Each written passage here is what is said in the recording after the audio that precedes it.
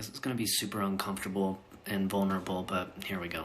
As much as I'd love to believe that the things I did in my marriage and the emotional damage I caused was subconscious or inadvertent, that's not the case. For context, my ex-wife and I were together for 6 years. We were married for almost 3. We knew everything about each other. We knew each other's trauma, upbringing, everything.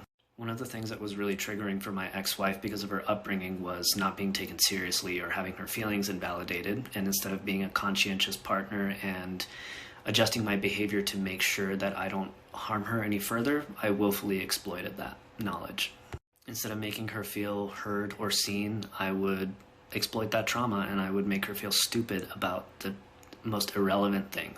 I would make promises that I couldn't keep, and then I would make her feel like she was asking for too much when she called me out on it. She would give me an explicit list of the things that she wanted and needed from me in the relationship, and I would do it for like just a little bit until things calmed down, and then I would just go back to putting in like the bare minimum effort. The reason why I did all these things is because I hated myself.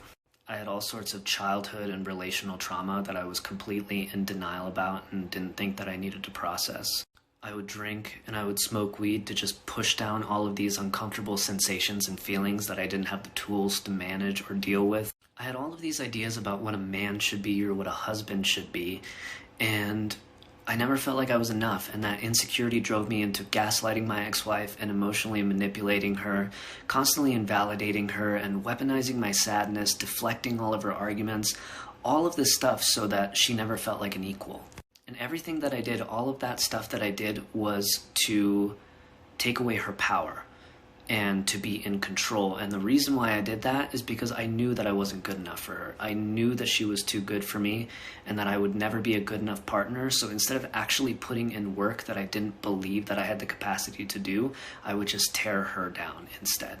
This is why the patriarchy is so venomous and so violently fucking damaging to men and women, is because it keeps us ashamed of ourselves, and that shame is a tool that we use to oppress other people, specifically women.